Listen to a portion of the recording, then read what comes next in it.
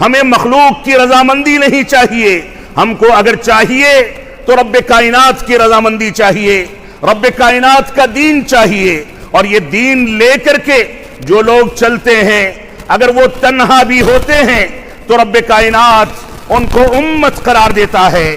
اللہ رب العالمین کا فرمان ہے ان ابراہیم کان امتا قانتا للہ حنیفا۔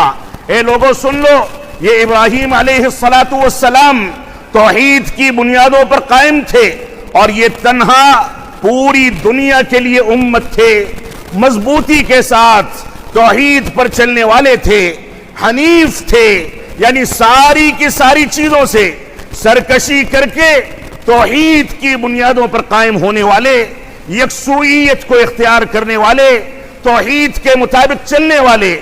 ان کا کوئی ساتھ دینے والا ہو نہ ہو، ان کو آگ کے حوالے